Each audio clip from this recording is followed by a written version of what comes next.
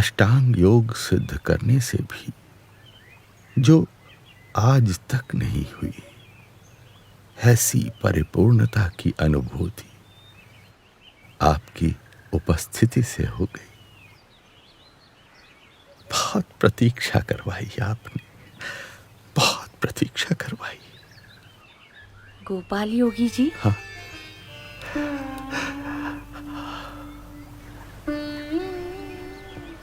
आप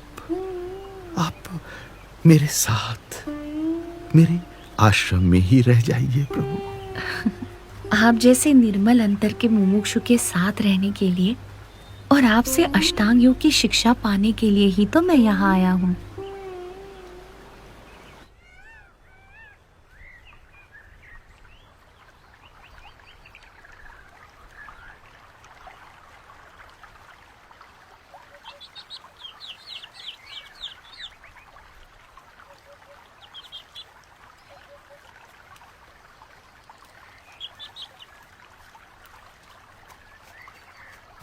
थोड़ा इसका भी सेवन कीजिए, ये ग्रहण कीजिए प्रभु।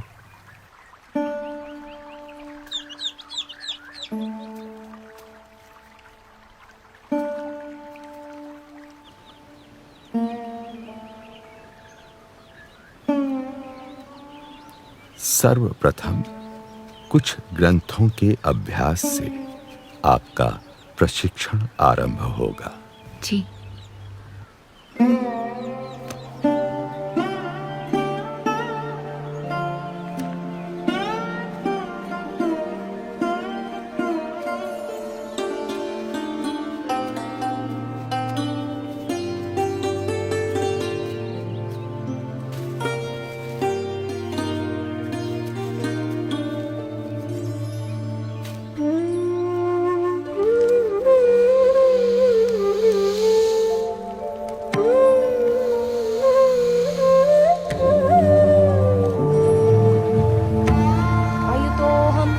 अयुतो मे आत्मा, अयुतं चक्षुः, अयुतं मे श्रोत्रम्, अयुतो मे प्राणः। अति सुंदर। अयुतो मे अपानः, अयुतो मे व्यानः, अयुतोऽहं सर्वः। ग्रंथों के अभ्यास के बाद अब नेति, बस्ती, कंजरी, नौलिका, शंख, प्रक्षालन, धौती, त्राटक आदि हठ योग की क्रियाओं का शिक्षण होगा।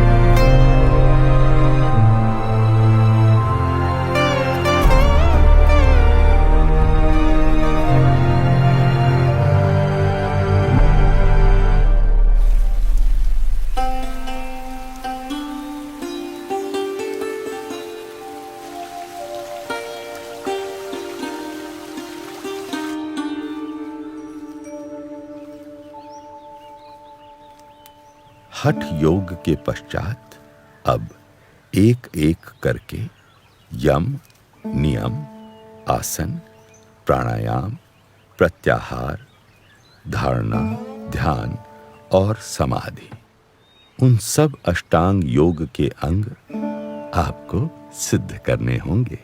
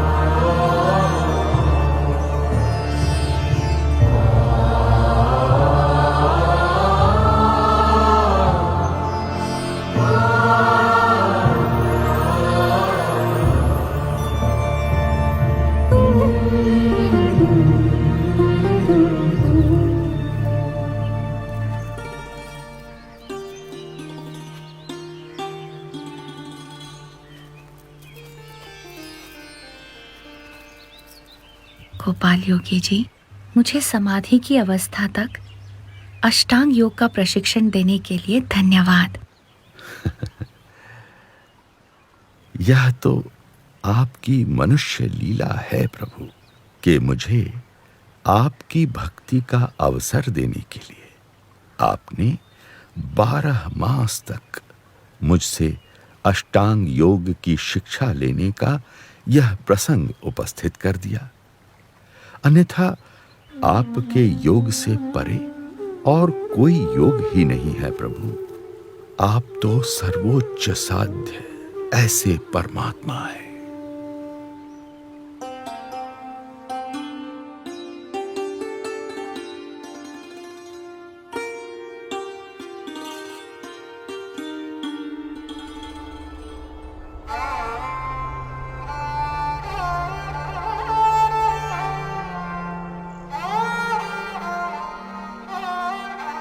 अष्टांग योग सिद्ध करने के पश्चात भी मेरी साधना में जो अभाव रह गया हो वह दूर हो जाए, ऐसा मार्गदर्शन मुझे दीजिए प्रभु।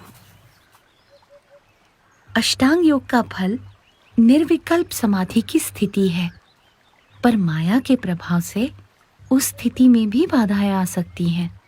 इसीलिए निर्बाध और परम कल्याण के लिए परमात्मा की कृपा से ब्रह्म के साथ अपने आत्मा की एकता करके शुद्ध गुणातीत ब्राह्मी स्थिति को प्राप्त करके परब्रह्म की भक्ति करना अति आवश्यक है। वही उत्तम निर्विकल्प निश्चय की स्थिति है और वही सर्वोच्च कल्याण है। आपने अतिशय कृपा करके मुझे ऐसे दुर्लभ और नवीनतम दर्शन का प्रशिक्षण दिया है प्रभु।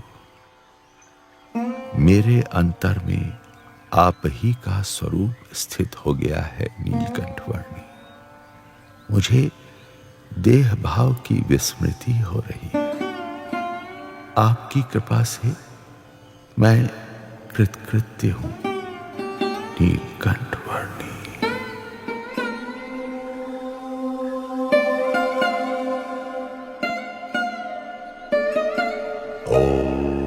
स्वतः अष्टांग योग सिद्ध कर लेने के पश्चात भी गोपाल योगी जी के लिए जो कुछ अपूर्ण रह गया था उसे वे नीलकंठ वर्णी के योग से प्राप्त कर पाए और परम कल्याण के मार्ग पर प्रयाण कर पाए। पृथ्वी पर कई ऐसे जीव थे जो अष्टांग योग जैसी उच्च साधना तो नहीं कर पा रहे थे, पर किसी न किसी प्रकार से मोक्ष प्राप्ति के प्रयास तो अवश्य कर रहे थे। नीलकंठ वर्णी चाहते थे कि हर एक जीव आत्यंतिक मोक्ष की परिभाषा से अवगत हो और परम कल्याण को प्राप्त हो। इसी उद्देश्य की पूर्ति के लिए पश्चिम दिशा में जाकर बसने के संकल्प के साथ नीलकंठ वर्णी